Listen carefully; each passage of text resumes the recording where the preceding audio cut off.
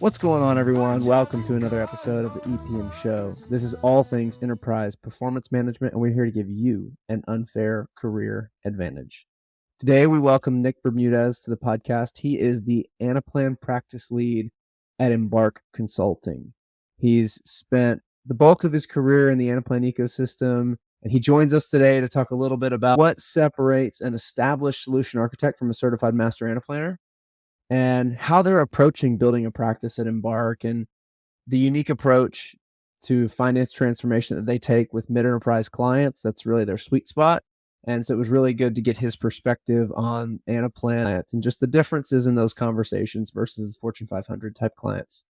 And some of his keys to success for building a great career in enterprise performance management. I'll give you a hint. It starts with curiosity and learning by doing. I hope you enjoy this podcast and get a ton of value out of it. Check it out. Nick, I'm going to get us started, hit you with our patented question. Give me your career flyover in 60 seconds or less whenever you're ready. All right. You're going to have to cut me off here. I'll try to do it in 60 seconds. But so after graduating, took a job with the EPM Consulting doing ERP implementations right out of school. So I was doing the financial accounting and managerial accounting modules in SAP. Did that for almost 2 years and realized that SAP was just a little bit bigger of a technology platform that I think I was ready for. So made the switch over to Anaplan 2 years in with a small boutique firm called Akili.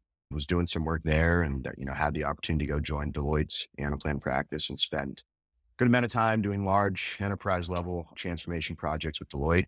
After being there for around 3 years, made the switch to EY, and soon after that, jumped over to Embark and have been here, building out the Anaplan practice, kind of wearing many different hats over here at this firm, but really trying to grow the practice as quickly and as efficiently as we can and bring good people along for the ride. I love it. We're going to dive a little bit more into that later on in the show, but man, career consultant. You've done your rounds, boutique, Big Four, and now you're at a really fast growing consulting firm that is quickly becoming one of the top players in the industry. So just love that you can bring that perspective. We always like to ask a fun question so the audience can get to know you a little bit better, Nick. So my fun question for you is, give me your dream vacation and why. Dream vacation. If it's just me, I'm picking just some resort golf mecca where you just have full access to golf. I'm trying to think, maybe, I've never done anything Myrtle Beach. I think that would be a pretty sweet one, just having all the golf courses there and you have the beach and ocean. I think if my wife is coming, we may have to change the location a little bit. Probably something that still has golf involved, but I don't think she would allow me to go out and golf every day of the week on vacation for as long as I'd want to. So I don't know. I'm trying to think. I'm like, we've done some beach ones and I sit on the beach and get bored after like 2 hours. So it's like, I'm not the much same of a way. beach guy. Yeah. So I'm trying to think. I need something with some activities to do to get me out and enjoy the outdoors a little bit. So That's definitely awesome. some golf related. What's the best course you've ever played? Or the best course, I think, probably the most well-known one, I think, is Torrey Pine South. I grew up in Northern California and my sister lives in San Diego and I have a few buddies that live down there too. So whenever we go out there, we try to do it. I live here in Phoenix now. So we've done Greyhawk, which hosts the NCAA Collegiate Golf Championships here every year. And that's a fun track. Shout out to Mesa Country Club out there. That's also a fun one that I play pretty frequently, but man, there's so many fun courses. I don't know which one's my favorite. It's just fun getting out there with a good group of guys and having a good time for 4 hours. That's right. Is the waste management open out there in Phoenix? What is it? It is, yeah. So it's at the TPC Scottsdale course, kind of in North Scottsdale. Okay. And right now they're getting ready. It's called the Schwab Cup, but it's basically the championship for the senior tour. So all the old guys are coming out here playing the final tournament of the year at Phoenix Country Club. That's cool. This weekend. As a golf guy, I'm kind of surprised you didn't say dream vacation was like Old Course in St. Andrews or something like that. It should have been. I haven't done any golf overseas. Yeah. My buddy actually just did a trip out there with like his family and family friends. And so they had a big crew go out there and do that for Scotland. And he said it was pretty awesome. So I don't know. It's just that's a tough one to sell, I think, to the wife. Let's go to Scotland in the rain and cold for 2 weeks. Yeah, that's probably a guy's trip. That's when you'd have to probably chalk that one up Yeah. too. Yeah. No, I love it. So Nick, like you mentioned in your kind of in your career flyover, career consultant, started out in SAP, ended up going into Anaplan about 2 years in, and you've made the progression up from model builder to solution architect to master Anaplanner. So just take me through that journey a little bit and why you wanted to become a master Anaplanner and what you feel like the biggest difference is between a master Anaplanner and say, an established solution architect. I guess when I first started within Anaplan, it was just learning a new technology. There was not really any aspirations to like take it as far as I did. It was just, hey, let's kind of check this out and see what it is. And when you're in there, once you finally get through L1 and L2 and you're like on your first project and you start understanding what the tool can do, it's really just about being creative and coming up with solutions that work, that are more efficient than what clients had before. And the more you click around in the platform, the more you start to figure out what certain things do and how to do them better ways than others. And so, I think the longer I just naturally stayed in there and continued, being staffable on projects, and you do it long enough and you become pretty good at it. And at a certain point, like, I think it's time for me to at least go get credentialized in doing this. I think I'm ready and prepared to go and do it. And so I became a master Anaplanner before there was the solution architect sort of credential in there in between your model builder and master Anaplanner. And so for me, I was early on, I guess, in that master Anaplanner program. I guess looking at the key differences as an implementer, I think solution architect and master Anaplanner have a very similar role. I think there's a lot of overlap just in what you're doing day to day for clients. But within an organization, I think, right, the solution architect is much more getting requirements, translating those into like the technical steps needed to like actually go and execute and then designing out the solution. I think from a master Anaplanner point of view, it's a little bit more than that. It's kind of working with the COE, putting the right framework in place to like take in new requests, I guess, from the business, training new people that are going to be on your team to support the platform. I just think it's a lot more encompassing of the overall program versus a solution architect is very much in the weeds and designing the Anaplan model itself. That makes sense. As you were talking, what I was kind of hearing and thinking about was how, as a solution architect, you are a subject matter expert, a very high level individual contributor, whereas that master Anaplanner, I'll call it mentality or mindset, because technically, like you said, there's a lot of overlap, is more about leadership and how do I reproduce myself in this COE through, like you said, training, leadership, development, coaching. And so it's more impact by multiplication rather than just let me get in here and put my fingers on a keyboard and do the work and give direction that's more technical in nature. It's more about the leadership and the people development as a master Anaplanner. Is that a fair assessment of kind of what you're saying? Yeah, for sure. I think that summarizes it pretty good. And then just, expanding on it too. It's kind of just defining the whole roadmap for the program, I guess. I think there are so many different avenues you can go from, hey, we're implementing a new planning calendar and we're trying to condense time. And my job is to communicate that out to the business, right? I think that would be one aspect of like the master Anaplanner or product owner, or it could be, hey, the new workflow just came out. It's pretty awesome. Let's maybe stop our existing workflow process that we have and explore potentially bringing on this new workflow capability that Anaplan just rolled out. And so like staying on top of like some of the new product releases too, and making sure you're really getting the most, I think, out of the Anaplan platform for your organization is what the real goal of the master Anaplan would be. That makes a ton of sense. So you've moved over to Embark. Y'all are spinning up what's I think, gonna be a really incredible Anaplan practice within the ecosystem, just given Embark's track record and the talent that you have at the organization. Tell me a little bit about, what you've learned and how building a practice from kind of the ground up has helped you elevate your thinking and elevate your career. Yeah, I've been fortunate enough to be at a lot of other consulting firms. So like I've been able to see sort of the good ways and sort of how other leaders have gone about building a practice, has made it a little bit easier for me. I think I don't want to say this is at all an easy task to go and spin up a practice. I've never really been a one of one guy. and been asked to go and build this thing out. So it's been a fun challenge. I've been fortunate enough to have a really strong and awesome and supporting team around me that give me pretty much whatever I need to go and do this the way that I think we should.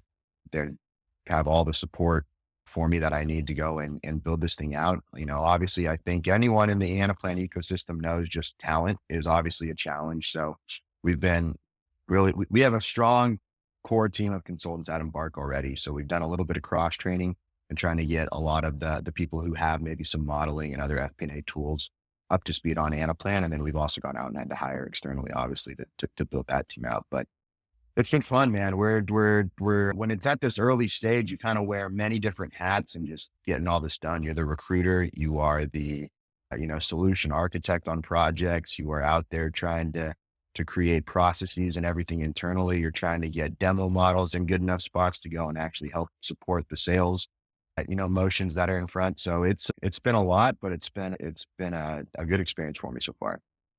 That's great. I've seen this in my own career journey, but it's a really unique experience when you get put into an environment where you get to wear all the hats. And I say get to wear all the hats because some people don't want to do that, but it forces you to get a little bit uncomfortable because I'm sure there are areas where this isn't a strong suit for me, but I have to go and do it because I'm leading and growing this practice. Obviously, as you grow and scale, you'll want to hire experts who are better than you at some of those functions, but it's forcing you to be really creative.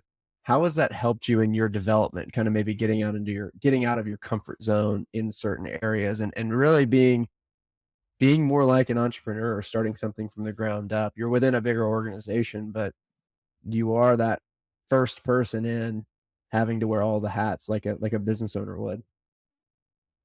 Yeah, it's been a huge learning, experience for me. And I think what's made this a little bit smoother of a transition has been, we've started many technology practices, I guess, around the same time as our Anaplan one. And so it's been really nice to have guys like John Warner, who's our NetSuite leader. We have Sarah Kiefer at Embark, who's Workiva. And so it's been good to bounce some ideas off them. A lot of these practices are at different maturity levels. So, kind of getting to use them as soundboards to say, hey, when you were growing or starting this out, what were things that you ran into that you maybe would have done differently, or what worked well, what didn't? And so having those leaders to kind of bounce ideas off with and make sure we're not repeating some of the same mistakes has been good. In terms of just like getting out there and getting comfortable, I remember my first day at Embark, orientation, day one. Don't even have laptops yet, but Anaplan implementer, very rarely are you like in the spotlight doing a podcast or whatever, right? And so at Big Four, didn't really have that experience. Maybe you're running a booth at like an Anaplan Connect or one of the conferences. And so first day, Billy Lee, guest on the EPM podcast before, we go and do it wasn't a podcast, what do you call it? Press release, but it was just camera in your face, light on, go and talk and explain and pump everybody up about the Anaplan partnership that we're launching here at Embark Consulting. And for me, it was the most awkward I've felt in a long time. Not really prepared for it, but just light on you, camera in your face. This is so much easier having a conversation and dialogue versus just ready action. And somebody is just there staring at you, waiting for you to record. And so that to me was the most uncomfortable I've been in a long time. But I think going through those makes stuff like this a lot easier. I had a chance to be on the Business Transform podcast with Billy, chance with you right here. I'm sure there'll be more opportunities down the line to do some of this stuff too. But to me, this side of being the practice leader, I think has been the most uncomfortable for me as I've transitioned sort of into this role. A good friend of mine shared a thought that I think applies to what you were saying. He said, when you take risks and you get uncomfortable, because a lot of people index in their life and their career for comfortability, but when you get Yeah. uncomfortable and you take risks, your senses are heightened, your creative thinking increases, and your goals are clarified. And that just really stuck with me. And so I imagine that's a little bit of what you're feeling. You get thrust into some of those uncomfortable situations, and it forces your senses to be heightened, to be more engaged. But at the end of the day, it makes us more effective as leaders, as as builders, as professionals. So that's awesome. So Nick, obviously we look at the marketplace, the economy, things are changing. It's a different environment in 2023 than it was maybe in, first half of 22, 21. I'm curious, what, as you're building the practice, what trends are you seeing in the marketplace as it relates to customers and what they're looking for? Yeah, for sure. And Embark's core customer base is mid-enterprise level. So, I think, where I came from at Deloitte and UI, it was much more of the Fortune 500 companies. And so they kind of had, but yes, processes, technology in place to kind of manage some of it. So a lot of the times at the big four, it was more moving from one technology to another. I think in this mid-enterprise realm, I've been having tons of conversations just with organizations around, hey, we are outgrowing our Excel model, and we have had big growth over the last couple of years. And we were fine in Excel when we first started this, and we just went through our budgeting cycle, a year ago, and it was painful, and we never want to do it again. And so we're looking at tools, and I probably had close to 10 conversations in the last month just around mid-enterprise organizations who are trying to get off of Excel and also have better, I guess, just organization around their data. So it's been a lot of discussions around data warehouses, and then a planning tool such as Anaplan to help facilitate that planning process to get them out of the Excel hell that they were experiencing in their previous budgeting cycles. Excel health. I'm gonna keep that one. I wanna hone in on mid enterprise right now, because as I think about Anaplan, you can correct me if I'm wrong on this, but it seems like it's a tool that has historically been geared a little bit more towards the large enterprise, the Fortune 500.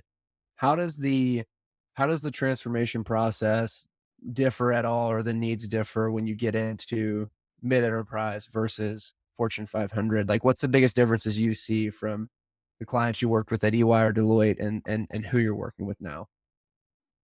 Yeah, I think the processes and everything are pretty similar in terms of like, hey, what does an implementation look like and all of that. I think the challenges, what I see is just the maturity levels are so much different, right? I think in the mid enterprise level, it's like, hey, we're just now starting to like get an FP&A organization in place. And, right now it's been a couple guys working on these Excel models, and we're trying to connect the dots and get the information so that people can go and make the decisions needed. And so I think, it- from an implementation standpoint, not much different. From a what's needed standpoint, the key difference for me has been just, hey, I need a tool in place so I can have some guide rails and get off of just this version issue and sharing collaboration sort of pain. Where at the enterprise level, it was, we already had something. We weren't necessarily all that excited about it, or we realized Anaplan can give us greater efficiencies, capabilities by moving to this tool over, the other tool we were on. And so to me, that's been the key change is the conversations are a little different in where you're moving from, instead of conversations are different. And I'm trying to move away from a process that's broken and unscalable versus I'm trying to just move off of a platform that's not giving me what I need out of it to a platform that I think can. Got it. That makes sense. So at that Fortune 500 large enterprise level, they have a process, they have a platform in place, and they're changing and transitioning. Whereas in the mid enterprise, they realize they have something, that they have a process that is not sustainable, and they don't have a platform. So you're building more from scratch, more from the ground up. So that makes me think that you spend a lot more time on helping them build a good foundation that is sustainable over the long haul. Like you said, data warehousing, things like that. Maybe it's more of the basic functions. Is that fair?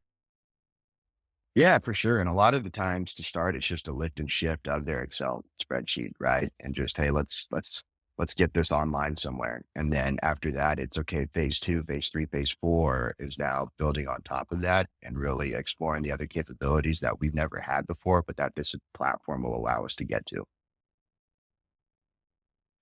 That just sounds really exciting, because there's so much newness there for a mid enterprise company that is all of a sudden unlocking new levels of capabilities and ways they can look at their data and make entirely different decisions and make them faster. Is that something that you enjoy? Like, do you sense that excitement from the client in a lot of instances?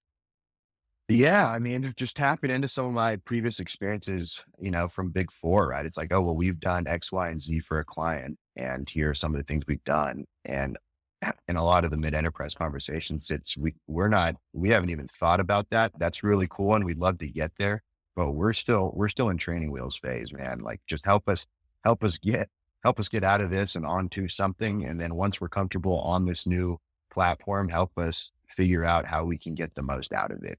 And so you can see once a mid-enterprise organization, I think, realizes what the tools capabilities are, like the full force of the tools capabilities, not just it's a nice FP&A tool. I think that's where they start to realize that there's a lot that they can put into the platform that they didn't originally anticipate. That makes sense. Talk to me a little bit more too about just maybe as you've been in the ecosystem for what, 7, 8 years now? Yeah, something like that. It feels like much longer, but yeah, something along those lines. Mhm. Talk to me a little bit about maybe how you've seen the demand in the mid-enterprise shift. Is it an increasing demand? Is it staying the same? Do you think it's always been there? Just how has that evolved over time in your opinion? Yeah, I just think, the evolution of it has, obviously the enterprise customers had the budget and appetite to take this on and the resources to do it. And I think what I'm seeing now more on the enterprise level is it's like a necessity. We can't sustain it like this anymore. We need to move on to something. And so Anaplan is always in the conversation. Anaplan is obviously one of the more expensive tools out there to go and get. But I think when they realize all the potential opportunities and use cases of the tool, that's really where the value of it comes in. I think at this mid enterprise level we have a bunch of spreadsheets for a bunch of different planning processes. I could take all of them away and move everything into Anaplan and have one platform to manage all of it instead of kind of going with some of these other point solutions, and having to integrate all the data across all of those.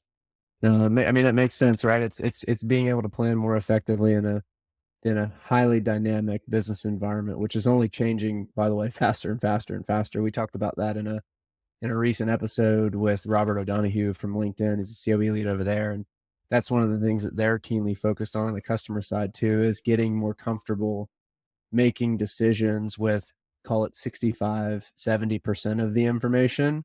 And Anaplan can help you get to, that critical level of I've got, enough information to make a decision, because in the world we live in today, if you wait to have 100% of the information you need to make a decision, you probably waited too long. So I can imagine that's a Right. driver for a lot of these mid-enterprise clients to say, we need to be able to get the information we need faster to make more decisions, because the way we do business is changing so rapidly. Yeah, for sure. I think everybody wants those insights as quickly as they can, right? And then having the tools in place to go and get it, right? Just we're dealing with some clients, multiple ERPs, didn't have a data warehouse to like collect it all and make sense of the information. And so step one was just, hey, let's give you a spot to actually go and tap into your data and have all the information available. And then the next piece, we'll figure out how we can efficiently plan and then efficiently report off of that too. So you're getting the insights you need, and it's a complete data picture, and it doesn't take, several weeks to go and get that information. It's something that can be easily accessible to you in a matter of hours, days, minutes, whatever the run through of data takes. Nick, this has been a ton of fun. I love hearing your journey and how and what y'all are doing at Embark, building a practice and the focus on mid enterprise clients. I think that's going to be a continued trend, and it's going to be a continued focus in the ecosystem as a whole. I know y'all are uniquely positioned to capitalize in that space. I'll get you out of here on two standard questions. The first one, you've been in the ecosystem for a while now. You've seen it change, you've seen it grow, and I'm sure you can get a picture for where you think it's headed next. But what advice would you have for someone who is early in their career in the EPM industry in the Anaplan ecosystem? What would your encouragement or advice to them be? Yeah, I guess just when you're in it, just be curious, right? I think that's kind of how I learn the most is you're in there poking around. You break things on accident and trying to fix them and asking the people around you, hey, have you run into this issue before? Or how do you solve for this? Or what's the best way to approach this problem in the tool? So to me, just being genuinely curious and being in the tool as often as you can really helps your just knowledge curve and understanding of the platform a lot. I think what's been a big help for me is, and you can go either way with this, but I think what really helped me was I was thrown into like several different use cases, all the different industries. I got exposure to a lot of different processes, I guess, in my 8 years of doing Anaplan. And so I think that has been huge for me because you're able to use functions and see different ways things are set up for the different use cases to give you the creative kind of thinking to go, oh, okay, I've seen things done that way in a sales plan use case or territory quota. And it's set up and done a little bit differently in FP&A. And it's a little bit different for supply chain, right? So it's kind of nice for me having all that exposure out there. So I think not being, I am only doing finance or I'm only doing sales. I think being the jack of all trades has really helped my understanding of the tool and what its capabilities are. That's good. I love that. Be curious. Be curious, see as much as you can, and don't be afraid to try things, break things, you'll fix them. I think we learn so much more by doing versus by just reading about it or even listening to a podcast like this. It's get out there, it's do it, it's try things, and you'll continue to learn as you grow. And curiosity is such an incredible career tool. So thank you for that. Last question, Nick. You've been a consulting, career consultant, building an Anaplan practice at Embark right now. That's going to be an incredible thing to watch. Do you have any sort of a big, hairy, audacious goal or a BHAG that you're going after right now? Could be personal, could be professional, but what else are you focused on? Man, very early stages of this, but I've been seeing a lot of people just as I'm scrolling through Instagram or whatever, but a lot of friends have like run marathons and I am in no shape or at any point along in my training to do a marathon. But I think at one point, just being able to say I can do it, I feel like I should be athletic enough and in good enough shape to go out and run a full marathon. And so I think that's something over the next year I'm going to try to set in place. I don't know if I'll ever run another one, but I do want to say that in my life, I've completed one marathon. That's pretty sweet. That's a good goal. I've got a lot of buddies who are doing that right now too. We were joking about it and saying, look, running a marathon's easy. All you have to do is put one foot in front of the other until you get done. But that's obviously easier said than done, right? Yeah, it sounds pretty simple. Sounds simple, But not easy to execute. when you got blisters all over your feet and you're about to pass out, it becomes a little bit harder. That's right. That's right. Well, hey, Nick, thanks for being a guest on the show. Thanks for sharing some of your experiences and insights. Excited to see what you guys do building your practice at Embark. Thanks, Chad. Thanks for having me on. Thanks for watching. Thanks for listening. Wherever you're consuming this, if it's YouTube, if it's Apple Podcasts, Spotify, we appreciate you. Make sure you're subscribed. We have a lot more amazing guests on the way, a lot more great content. We're doing our best to bring you value and have fun while we do it. And we really want this to be a career advantage listening to this show, and we want you to enjoy it. So it means a lot. Make sure you're subscribed for what's to come. And also, if you're up for it, it would mean a lot if you leave us a like, a comment, a rating, a review, whatever platform you're on. That really helps, and it gets us fired up when we see those. So I appreciate you guys. Find us on LinkedIn. I'm Blake Bozarth. My co-host, Chad Pyke with a Y. Would love to connect with you there. Have an awesome day. See you next time. Peace.